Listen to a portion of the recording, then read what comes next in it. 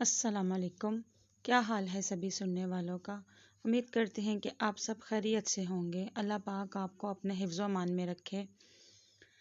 اللہ تعالیٰ کو یاد کرنا خوبصورت ترین کاموں سے ایک کام ہے، بہترین عبادات میں سے ایک عبادت ہے۔ قرآن پاک میں اللہ تعالیٰ اس کے بارے میں فرماتے ہیں، اور اللہ کا ذکر بہت بڑا کام ہے، بہت اچھا کام ہے۔ حقیقت یہ ہے کہ انسان میں جس چیز سے محبت کرتا ہے اس کو ضرور یاد کرتا ہے، اس کا ذکر کرتا ہے دل ہی دل میں بھی اور زبان سے بھی، کیونکہ جس چیز کی محبت انسان کے دل میں ہوتی ہے وہ چیز زبان پر آ کر رہتی ہے۔ یہ ہو ہی نہیں سکتا کہ ہم اللہ تعالیٰ سے محبت کرتے ہوں، دل میں اس کو یاد کرتے ہوں، پھر زبان سے اس کا ذکر کرنا بھول جائیں۔ ذکر الہی تو بنتا ہے مومن کی زندگی میں غیر محسوس طریقے سے شامل ہو جاتا ہے، اس کی اس طرح سے عبادت ہو جاتی ہے، عادت ہو جاتی ہے کہ انسان اٹھتے بیٹھتے چلتے پھرتے تنہائی میں سب کے بیچ میں بیٹھ کر اپنے رب کو یاد کرتا رہتا ہے، دل ہی دل میں یا زیر لب۔ وہ اپنے رب کو کسی حال میں بھی نہیں بھولتا، اور بھولے بھی کیوں؟ اس لیے کہ اس پر رب کے احسانات سب سے بڑھ کر ہیں۔ اس کی نگاہیں ہر طرف رب کے کمالات دیکھتی ہیں، وہ ہر طرف رب کی نعمتوں کو دیکھ کر سرشار ہوتا رہتا ہے۔ وہ جس طرف بھی نظر اٹھاتا ہے وہیں اس کو رب کی قدرت اور تخلیق نظر آتی ہے۔ اپنے سامنے، دائیں بائیں، اوپر نیچے، ہر طرف زمین و آسمان، جو کچھ بھی بنا ہوا ہے، جو کچھ بھی پھیلا ہوا ہے، سب اس کے رب کا بنایا ہوا ہے، پھر وہ اس رب کو کیسے بھلا سکتا ہے؟ قرآن پاک میں اہل ایمان کو ذکر کرنے کی تلقین کی گئی ہے۔ اللہ سبحانہ و تعالیٰ فرماتے ہیں، تم مجھے یاد کرو، تم میرا ذکر کرو، میں تمہیں یاد کروں گا۔ ایک اور جگہ پر فرمایا، اور اپنے پروردگار کو دل ہی دل میں عاجزی اور خوف کے ساتھ، آہستہ آواز کے ساتھ صبح شام یاد کرتے رہو، اور دیکھنا غافل نہ ہونا، یعنی رب کی یاد سے کبھی غفلت نہ اختیار کرنا۔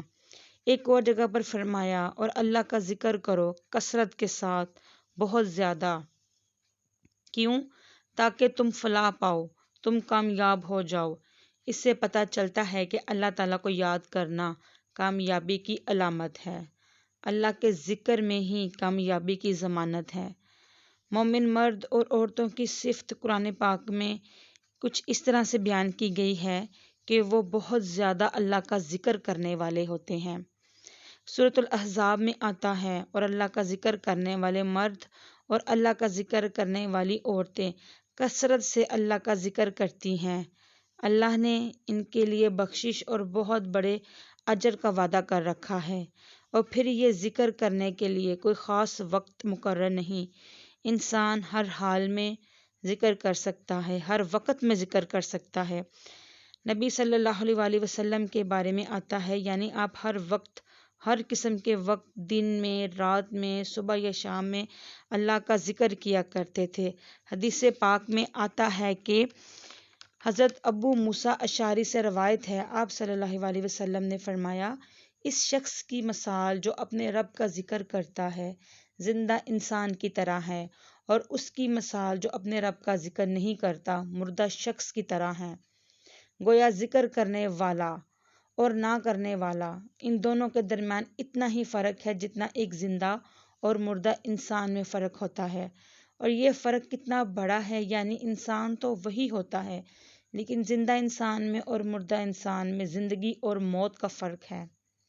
بالکل اسی طرح جو شخص اپنے رب کو یاد کرتا ہے، اس کا ذکر کرتا ہے، اس کے اندر ایک زندگی ہے، اس کے اندر ایک خاص خوشی ہوتی ہے، اطمینان ہوتا ہے، اور وہ جو نہیں کرتا اس کا دل مردہ ہوتا ہے، اس کے اندر زندگی کی کوئی امنگ نہیں ہوتی۔ ایک اور حدیث میں آتا ہے، نبی کریم صلی اللہ علیہ وآلہ وسلم نے فرمایا، اللہ تعالیٰ فرماتا ہے، میں اپنے بندے کے خیال کے مطابق ہوتا ہوں یا خیال کے ساتھ ہوتا ہوں، جو خیال وہ میرے بارے میں رکھتا ہے میں اسی کے مطابق اس کے ساتھ معاملہ کرتا ہوں، اور میں اس کے ساتھ ہوتا ہوں جو وہ مجھے یاد کرتا ہے۔ گویا ذکر کرنے والے اللہ کی مدد کے مستحق ہوتے ہیں۔ گویا اللہ ذکر کرنے والوں کے ساتھ ہوتا ہے۔ اگر وہ مجھ کو اپنے دل میں یاد کرتا ہے تو میں بھی اس کو اپنے دل میں یاد کرتا ہوں۔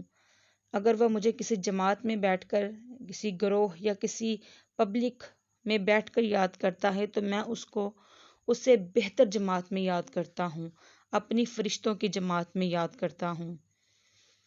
تو گویا تم مجھے یاد رکھو، میں تمہیں یاد رکھوں گا۔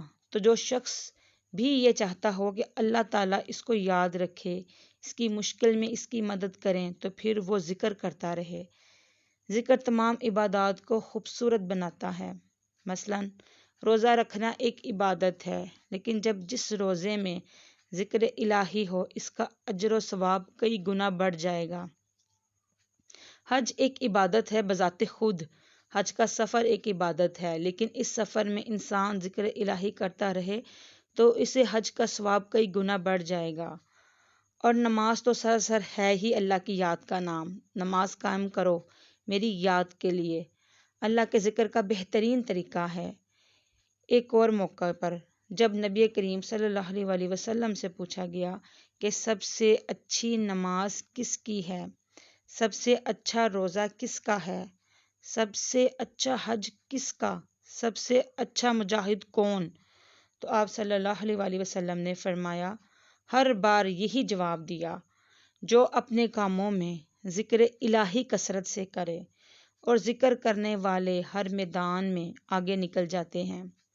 حدیث پاک میں آتا ہے، نبی صلی اللہ علیہ وسلم نے فرمایا، مفردون سبقت لے گئے۔ لوگوں نے پوچھا یہ مفردون کون ہے؟ فرمایا وہ مرد جو کثرت کے ساتھ اللہ کا ذکر کرتے ہیں، اور وہ عورتیں جو کثرت کے ساتھ اللہ کو یاد کرتی ہیں۔ یہاں آپ خاص طور پر نوٹ کر رہے ہیں کہ مردوں کے ساتھ ساتھ عورتوں کا بھی ذکر ملتا ہے۔ حضرت عبداللہ بن نصر فرماتے ہیں کہ ایک شخص نے عرض کیا کہ یا رسول اللہ صلی اللہ علیہ وسلم، بے شک اسلام کے احکام مجھ پر بہت ہیں، ذمہ داریاں بہت ہیں، کرنے کے کام بہت ہیں، آپ مجھے کوئی ایسی بات بتائیں جس کو میں اپنے لیے لازم قرار دے دوں، یعنی ایسا کلام جس میں میرے لیے آسان ہو اور میں پابندی سے کر سکوں۔ تو آپ صلی اللہ علیہ وسلم نے فرمایا کہ ایک چیز پابندی سے پکڑ لو، اور وہ کیا کہ تیری زبان ہمیشہ اللہ کے ذکر سے تر رہے، ہر دم اللہ کو یاد کرتے رہو۔ اور یہ حقیقت ہے، انسان کوئی بھی کام کر رہا ہو، مثلا جیسے میری مائیں بہنیں بیٹیاں کھانا بنا رہی ہوں، گھر کا کام کر رہی ہوں، تو اس کے ساتھ ساتھ اللہ کو یاد کرتی رہیں۔ سبحان اللہ، الحمدللہ، اللہ اکبر، استغفر اللہ، لا الہ الا اللہ، ان اذکار کا ورد کرتے رہیں، تو اس میں کام بھی ہوتا رہے گا اور ساتھ ساتھ اللہ کی یاد بھی ہوتی رہے گی۔ خصوصی طور پر 2 کلمات ایسے ہیں جن کے بارے میں بہترین اجر کی خوشخبری سنائی گئی۔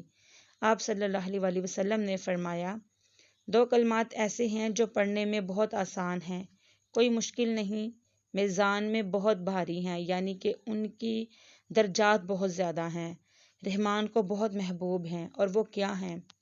سبحان اللہ و بحمدہ، سبحان اللہ العظیم۔ چلتے پھرتے، اٹھتے بیٹھتے، کام کاج کرتے تسبیح پڑھتے رہنا، سبحان اللہ و بحمدہ، سبحان اللہ العظیم۔ ذکر کرتے رہنا جہاں انسان کے دل کو اطمینان بخشتا ہے، وہ اس کے کام کو آسان بھی کر دیتا ہے۔ اللہ کی مدد بھی ساتھ ہوتی ہے، اور جس کام میں اللہ تعالیٰ کی مدد ہو، دنیا کی کوئی طاقت اس کو نہیں روک سکتی، اور جس کام میں اللہ کے کن کا نہ ہو، وہ کام دنیا کی کوئی طاقت کر بھی نہیں سکتی۔ اور قرآن پاک میں ایسے لوگوں کے لیے خوشخبری ہے، سنو، اللہ کے ذکر سے دلوں کو اطمینان ہوتا ہے، اور ویسے بھی میزان میں بہت بھاری نیکی ہے۔ ایک حدیث میں آتا ہے کہ رسول اللہ صلی اللہ علیہ وسلم نے فرمایا، نبی کریم صلی اللہ علیہ وسلم سے لوگوں نے پوچھا، کیا میں تمہیں یہ نہ بتاؤں کہ تمہارے اعمال میں سب سے اچھا عمل، سب سے پاکیزہ، اور تمہارے درجات کو سب سے زیادہ بڑھانے والا اور جو تمہارے لیے سونے چاندی کے خرچ کرنے سے زیادہ بہتر ہو، اور اس سے بھی بہتر ہو کہ تم اپنے دشمنوں سے ملو تو تم ان کی گردنیں مارو اور وہ تمہاری گردنیں ماریں، تو کیا ایسا عمل تمہیں بتاؤں؟ تو صحابہ کرام نے کہا ضرور یا رسول اللہ صلی اللہ علیہ وآلہ وسلم، ضرور ہمیں ایسا عمل بتائیے۔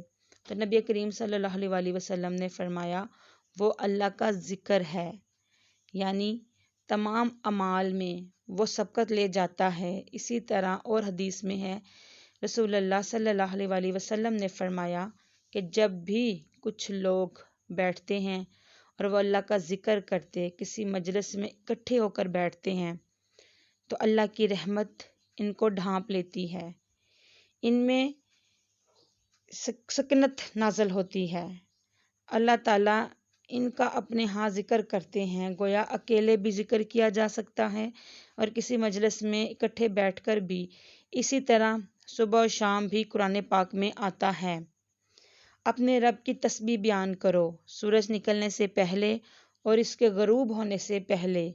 ایک اور جگہ پر آتا ہے اپنے رب کی حمد و ثنا بیان کرو، عصر کے وقت اور صبح کے وقت۔